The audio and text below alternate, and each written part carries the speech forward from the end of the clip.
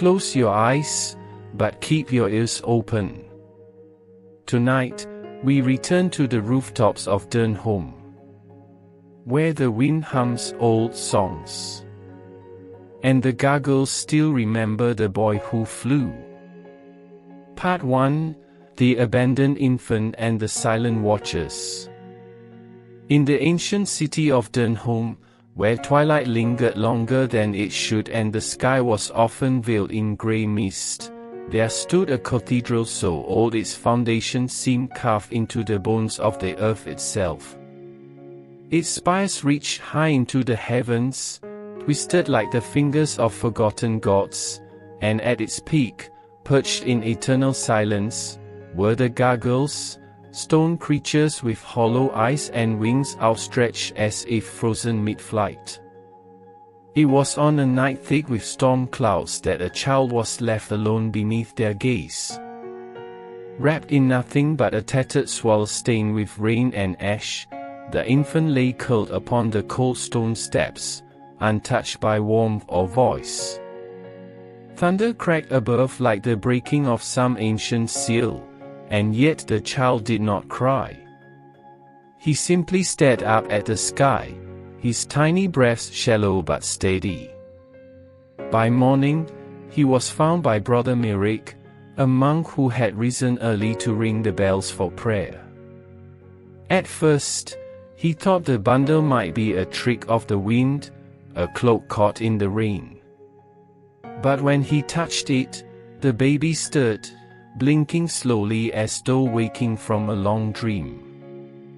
They named him Elias, after the prophet who spoke with fire. And though no one knew who had left him there, or why, they all agreed on one thing: the gargoyles had watched over him through the storm. As the years passed, the monks raised Elias within the cathedral's walls. He learned to read scripture by candlelight and chant hymns in Latin before he could properly speak. Yet, even among holy men and sacred books, something about him remained different. He would often wander toward the bell tower, drawn by an invisible thread. There, he would sit beneath the statues, whispering softly to them as if expecting an answer. The monks noticed how the shadows clung to him longer than they should, and how sometimes, when no one else was watching, the gargoyles seemed to shift ever so slightly. Part 2: Whispers in Stone. Elias was unlike any other child in the cathedral. While the other boys played in the cloisters or wrestled in the grassy yard behind the refectory, Elias wandered alone. He would press his small hands against the cool stone walls and close his eyes, listening. At first, the monks believed he was merely pretending to pray. But soon, they began to notice strange things: how the candles near him flickered without wind, how the birds gathered silently outside his window each dawn, how the gargoyles on the east wall always seemed to face toward his room. One evening, during Vespers, Brother Merrick found Elias standing atop the choir loft, arms stretched wide as if embracing the air itself. His lips moved, forming words too soft to hear. "Who are you speaking to?" the monk asked gently. Elias turned slowly, his eyes unfocused, distant. "The ones who don't sleep," he whispered. Merrick followed his gaze.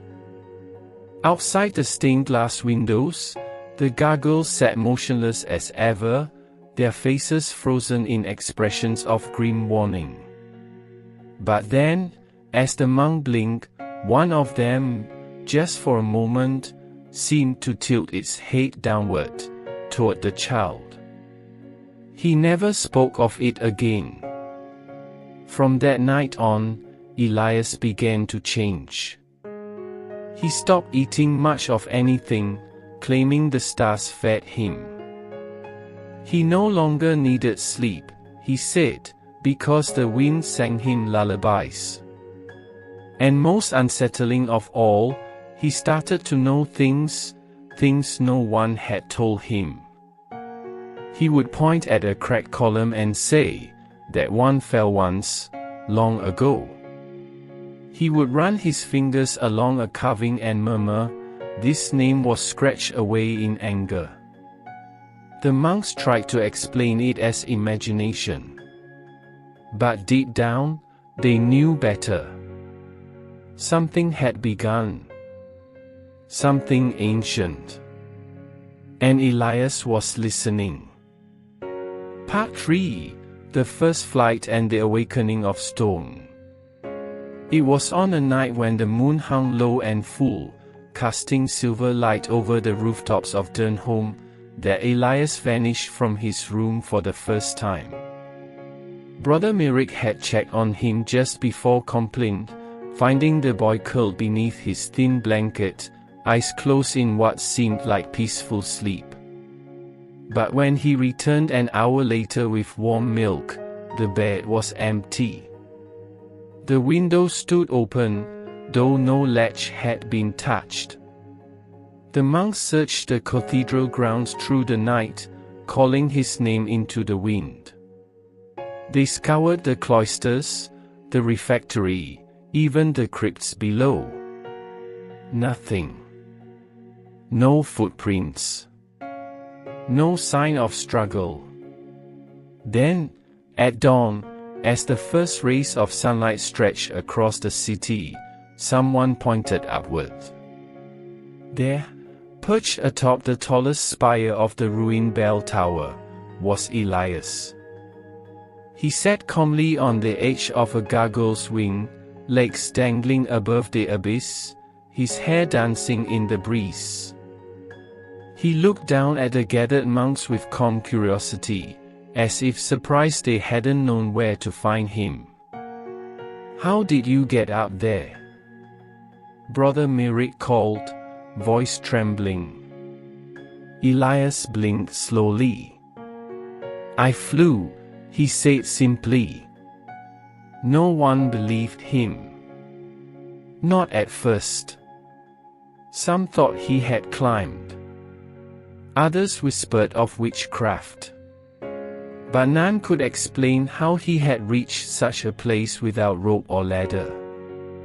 And then came the sound. A deep, grinding noise, like stone shifting after centuries of stillness. One of the gargoyles, the largest of them all, turned its head toward the child. Just slightly. Enough for the monks to see. They fled. All of them. None dared speak of it again. But Elias stayed. From that day forward, he spent more time among the statues than among people. Part 4: Life Among Stone. As the years passed, Elias became more shadow than substance, more echo than voice. He no longer walked the streets of Durnholm except in moments of deep silence, when the town slept beneath thick blankets and the moon spilled silver across the rooftops. By day, he lay among the gargoyles, his body still as stone, his breath shallow as dust. From below, no one could tell him apart from the ancient statues that had watched over the city for centuries.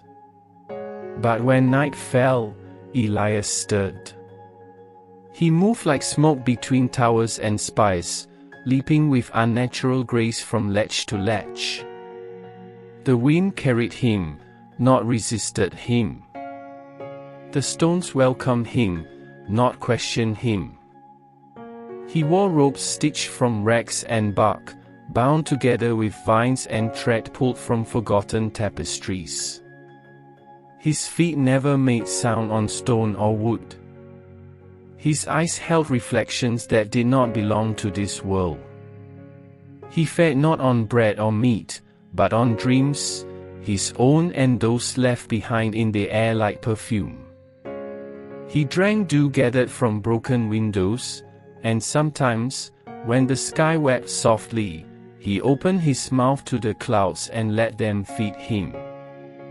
The people of Durnholm feared him. Some called him cursed. Others believed he was holy, touched by something beyond their understanding.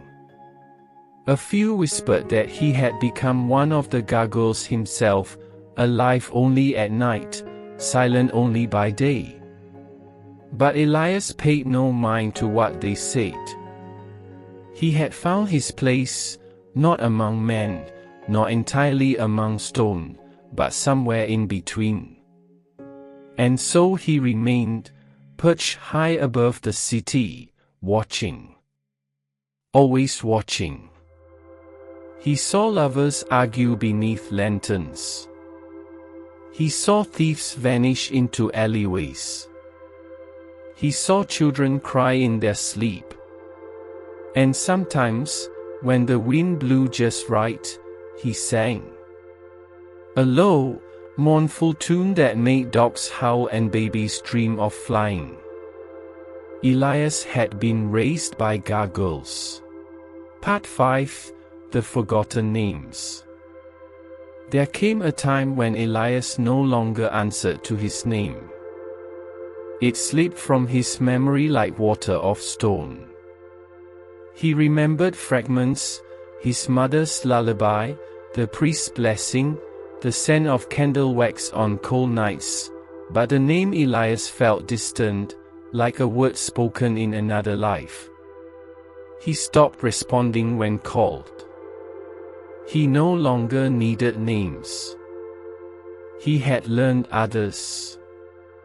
Names carved into stone long before the cathedral was built. Names whispered in languages older than Rome. Names that belong not to men, but to things that watch from the edges of time. The gargoyles taught him the songs of storms, the rhythms of rivers, the way the earth hummed beneath the roots of trees.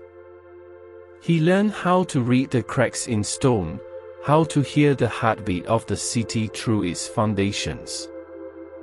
He also learned the truth: the gargoyles were not merely decorations, they were guardians. Bound by ancient magic to protect the cathedral, unable to move unless danger approached. But Elias was free. He was both human and stone, mortal and eternal. He belonged to neither world, and to both. And when the cathedral crumbled centuries later, Elias remained, watching, waiting, whispering. Not to God. Not to men. But to the stones. They remembered him. They knew who he was. Even when no one else did. He was not Elias anymore. He was simply the Watcher. Part 6: The Watcher Above. Time moved on, but Elias did not. While kings rose and fell, wars were fought and forgotten, and generations passed like autumn leaves, Elias stayed the same, aged only by dust and wind. Travelers told tales of a ghostly figure perched high above Durnholm, watching the streets like a guardian spirit. Sailors claimed they saw him from afar, silhouetted against the moon, arms outstretched like wings. Children dared each other to climb the ruins and leave offerings, flowers, coins, drawings. Some returned pale and shaking, claiming they saw Elias blink. Priests came too, hoping to reclaim the lost soul. One offered salvation. Another offered absolution. None convinced him to descend. "I do not belong below," Elias said once, his voice barely a breath. "I belong to the sky." And so he remained, a living legend carved in flesh and shadow, the last memory of a cathedral long gone. He watches still, silent, eternal. A child raised by gargoyles, now one himself. Part 7, The Language of Silence. Elias no longer spoke aloud. He communicated only through gestures, symbols carved into stone, and the occasional hum that echoed through alleyways like distant thunder. Birds gathered around him, nesting in his hair. Owls bowed before him. Even crows, known for their cruelty, followed him like loyal messengers. He had mastered the art of silence, not as absence, but as presence. In silence, he could hear the thoughts of the city, the pulse of the earth, the whispers of forgotten gods. Sometimes, when the wind blew just right, Elias would carve messages into the stones of the ruins. Short phrases, riddles, warnings. The sky remembers. Stone does not forget. Beware the bell that rings alone. No one knew what they meant. Scholars debated them. Poets wrote about them. Lovers traced their fingers over them, hoping for answers. But Elias never explained. He only watched. And the city listened. Part 8, The Last Bell Ring.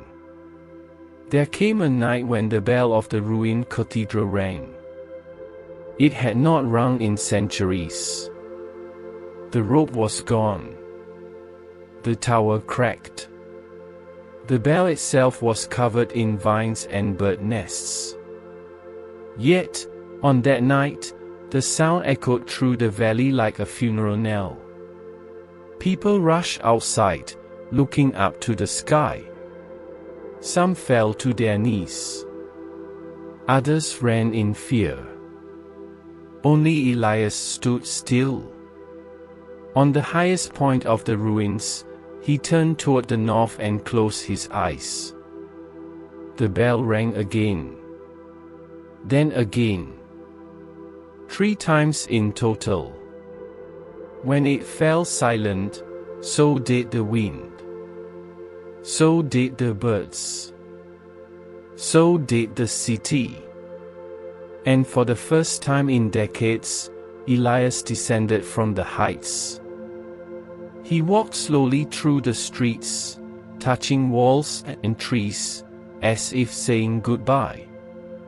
Then, he vanished into the forest beyond the hills. Some say the bell rang because the curse was broken. Others believe it was a call, summoning Elias home. Wherever he went, no one knows. But every year, on the anniversary of that night, the bell rings once more. By itself.